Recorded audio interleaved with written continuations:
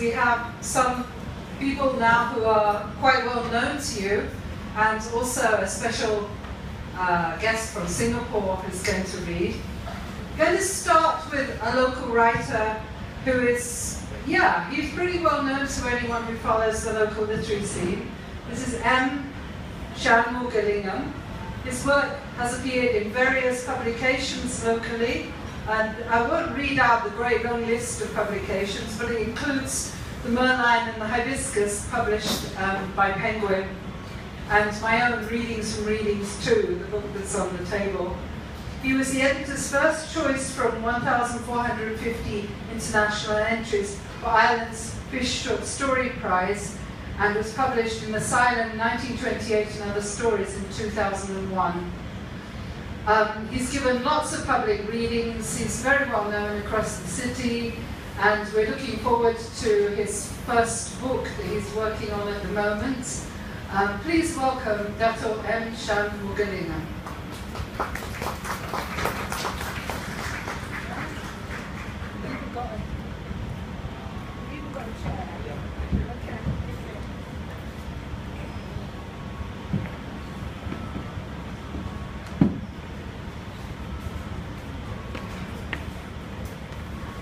I shall read from Readings from Readings 2. Shan, microphone. Put your mouth at me. Rani taxis away.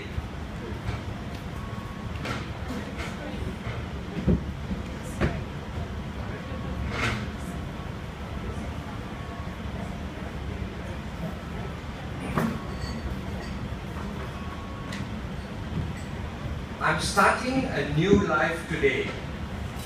I pull my old school uniform out and toss it into the waste paper basket. I go downstairs to say to Amma, "Poi tu bare, I'll go and come back." She holds my cheeks in her palms and kisses my forehead and blesses me. Lord Ganesha will remove all obstacles in your path to your new career. Aren't you glad that your papa and I have arranged everything so that you won't have to sit alone behind some young ruffian? A middle-aged taxi driver gets out of his old Morris Oxford to open the door. "Good morning, Amma. I, Chandran." When I report to the school office, the clerk, Aziza, tells me that after Merdeka, the British expatriate teachers, including my favorite ones, Miss Jones, Mrs. Precise, have gone home to England.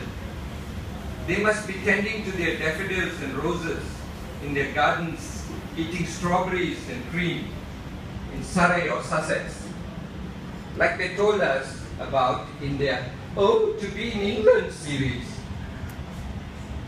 I approached the teacher's staff room. Now, as a temporary teacher, I can open the old teak door and stride in. However, I still knock out of habit. The familiar voice of my maths teacher says, "Come in."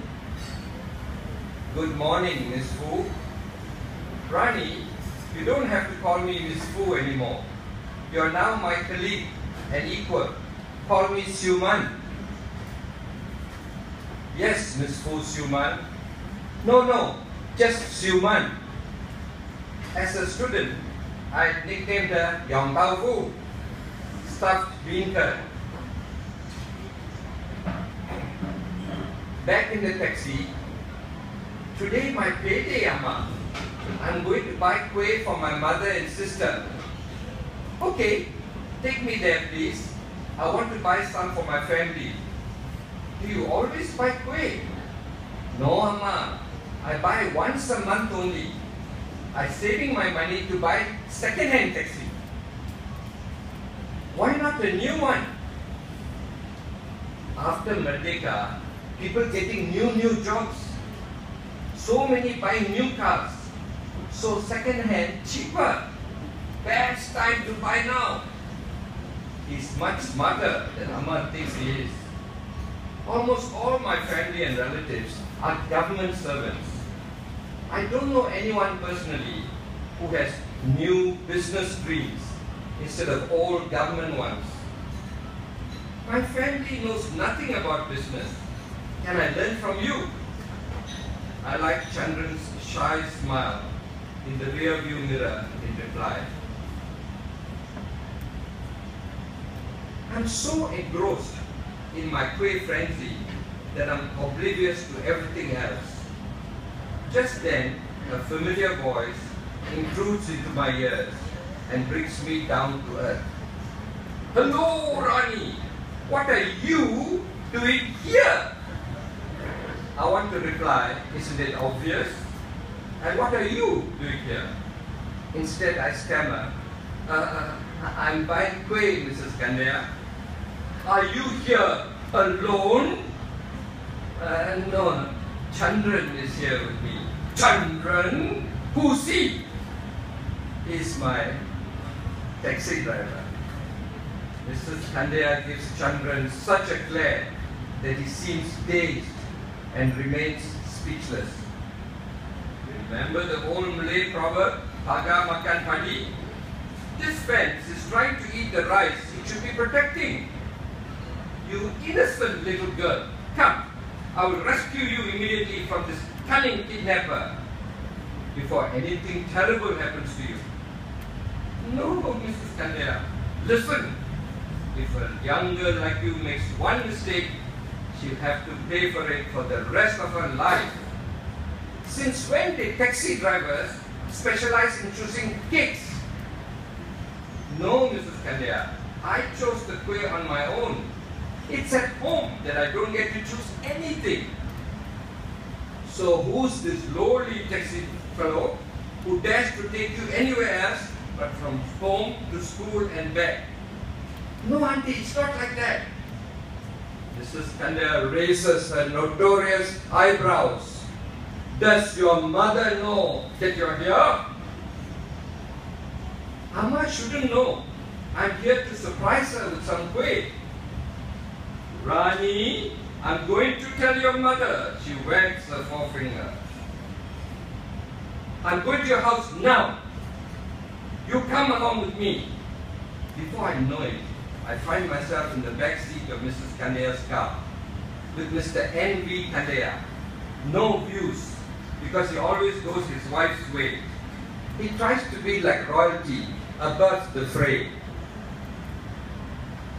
Mrs. Chandaya, you won't believe what I just saw. Mrs. Kandaya calls out to my mother. What happened?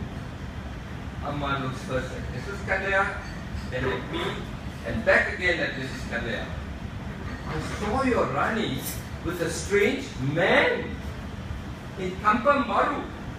Mrs. Kandaya sinks into one of the government-issue rattan armchairs in our lounge. Amma turns to me. Is this true, Rani?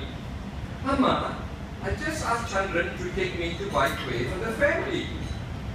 I'm not sure about this Chandran fellow, Mrs. Kandaya tells Amma. I just saved your daughter's honor from that man.